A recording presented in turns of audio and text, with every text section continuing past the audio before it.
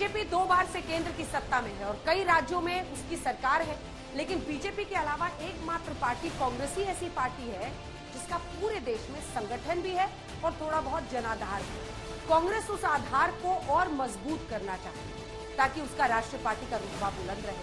कांग्रेस हर राज्य में अलग अलग यात्राओं से ये संदेश देने में जुटी है कि हम ही विकल्प हैं। पश्चिम बंगाल में यह कांग्रेस की भारत जोड़ो यात्रा का स्थानीय वर्जन है। सागर से पहाड़ यात्रा कमान संभाली अधीर रंजन चौधरी ने। उद्देश्य पद यात्रा के जरिए दशकों पहले पश्चिम बंगाल में खो चुकी कांग्रेस की साख को वापस लाना। कांग्रेस की पश्चिम बंगाल की राजनीतिक यात्रा के कई मायने हैं, जिसमें से कुछ सिरे पुराने इतिहास से जुड़ते हैं। यात्रा 28 दिसंबर से शुरू हुई थी। ये वो तारीख थी जब 35 साल पहले पश्चिम बंगाल में सागर से पहाड़ की यात्रा की गई थी। इस यात्रा के जरिए सुभाष धिशिंग के अलग गोरखालैंड के आंदोलन ने देश की राजनीति को हिला दिया था। तत्कालीन प्रधानमंत्री राजीव गांधी इससे चिंतित थे। प्रियरंजन दास मुंशी के नेतृत्व में कांग्रेस ने घिसिंग की यात्रा के जवाब में तब पहाड़ से पर्वत यात्रा निकाली। कांग्रेस की यूथ ब्रिगेड ने घिसिंग को मनाया। कांग्रेस का पश्चिम बंगाल नेतृत्व दावा कर रहा है कि वो कांग्रेस की हार्ट लाइन से आगे बढ़ेगी, लेकिन बीते 35 साल में पश्चिम बंगाल और उसकी राजनीति पूरी तरह बदल चुकी है। दीदी का दबदबा है और कांग्रेस का नेतृत्व फिलहाल उन्हें राज्य या राष्ट्रीय स्तर पर कतई मंजूर नहीं। ता सत्त्वेও আমরা রেকমেন্ড গুলো তারা করে সবচেয়ে খারাপ রেকমেন্ড করে তা তো আমি বলবো না। 23 जनवरी को कांग्रेस की सागर से पहाड़ यात्रा थमेगी। ये तारीख सुभाष चंद्र बोस की जयंती की तारीख है, यानी राजनीति के लिहाज से एक और मील का पत्थर तय करने का दिन। ये साल चुनावी हलचलों से भरा हुआ साल है। शुरुआत त्रिपुरा विधानसभा चुनाव से हो सकती है। बीजेपी को सत्ता बचानी है, वाम दलों को अपना सबसे मजबूत गढ़ वापस चाहिए। त्रिपुरा का माहौल काफी दिनों से गर्म चल रहा है। बीजेपी ने जन विश्वास यात्रा शुरू करके राजनीति की भट्टी को सुलगाया।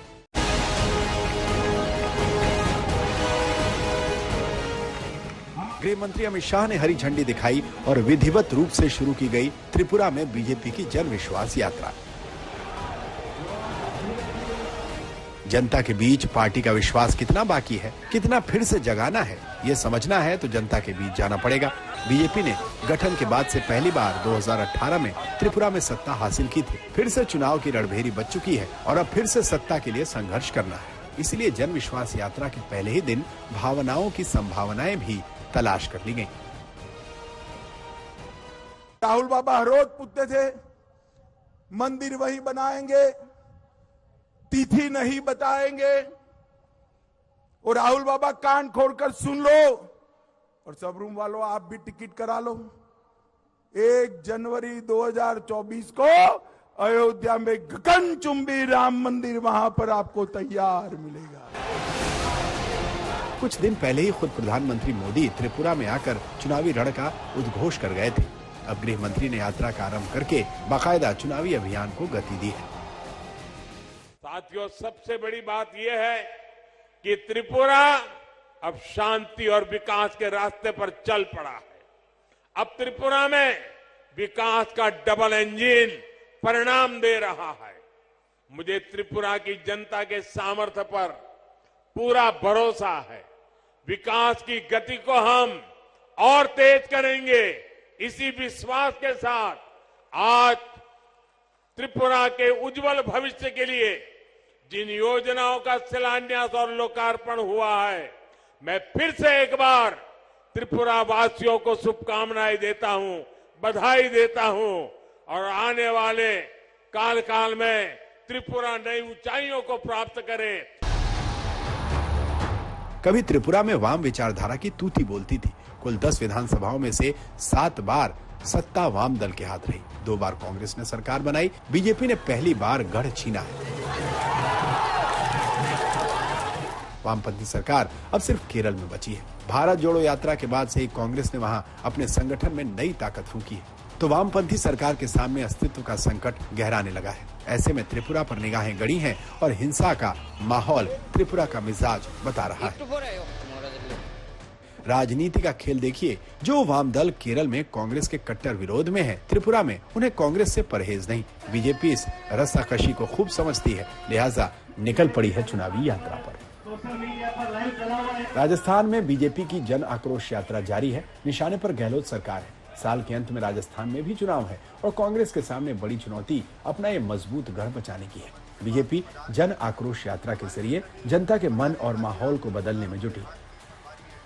कांग्रेस वालों को ही पता है कि उनका क्या हश्र होने वाला है और वो अंदर ही अंदर ये जान रहे हैं, क्योंकि खिलाफत अंदरूनी शुरू हो गई है।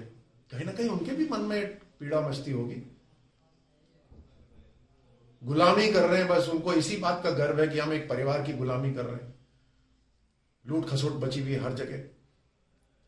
तो हमारा ये इस मकसद यहां ये नहीं है कि कितनी सीटें हैं। हमें पता है कि पूरे देश के अंदर जिस तरह से भारतीय जनता पार्टी के ऊपर विश्वास हर राज्य कर रहा है, उसी तरह राजस्थान भी पूरा विश्वास करेगा। और डबल इंजन की सरकार ही है जो जमीन को पानी पिला सकती है, धरातल का पानी ऊपर उठा सकती है, घर घर तक पीने का पानी पहुंचा सकती है। ये भारतीय जनता पार्टी की सरकार ही है और डबल इंजन की सरकार ही ये काम कर सकती है। बीजेपी के राष्ट्रीय अध्यक्ष जेपी नड्डा ने 16 दिसंबर को बीजेपी के 51 रथों को राज्य भर में दौड़ाया। 10 जनवरी तक बीजेपी का लक्ष्य 200 विधानसभा क्षेत्रों को कवर करने का है। जन आक्रोश यात्रा में कुल मिलाकर के 200 विधानसभाओं में 75,000 किलोमीटर का सफर करते हुए 20,000 चौपाल लगाएंगे, 20,000 नुक्कड़ सभाएं करेंगे, 20,000 स्थानों पर जनसंपर्क करेंगे और लगभग 2 करोड़ जनता तक अपनी आवाज पहुंचाएंगे और उनका आक्रोश सुनेंगे, उनसे जनसंपर्क करेंगे। पॉलिटिकल यात्राओं में अधिकतर सत्ता में बदलाव के परिणाम दिए हैं।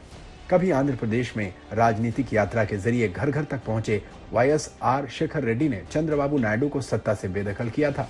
तब राजनीतिक यात्रा करके ही चंद्रबाबू नायडू 2014 में फिर से आंध्र प्रदेश के मुख्यमंत्री बने थे। राजनीतिक यात्रा करके ही जगन मोहन रेड्डी ने फिर से चंद्रबाबू नायडू को न सिर्फ सत्ता से बाहर किया, बल्कि राजनीतिक रूप से अस्तित्व पर ही संकट खड़ा कर दिया है।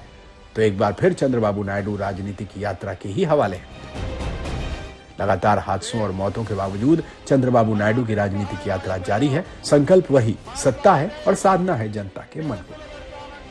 चंद्रबाबू नायडू ने राजनीतिक विरासत अपनी पत्नी के पिता नंदमुरी तारक रामाराव से हासिल की थी। NT रामाराव नाम से मशहूर तेलुगु फिल्म स्टार रामाराव ने 1982 में तेलुगु देशम पार्टी बनाई थी। रामाराव ने चैतन्य रथ से लगातार यात्रा करके राज्य के 4 चक्कर लगाए थे। उनकी ये राजनीतिक यात्रा इतनी लंबी बैठी कि गिनीज बुक में दर्ज हुई। बदले में सत्ता का लाभ मिला। कभी राजनीतिक नेता के तौर पर राजनीति के हीरो करार दिए गए नायडू PM बनने का ख्वाब देखा करते थे। अब CM बनने के लिए नई पीढ़ी के जगन मोहन रेड्डी से टक्कर लेनी है, लिहाजा जनता दरबार में नतमस्तक है।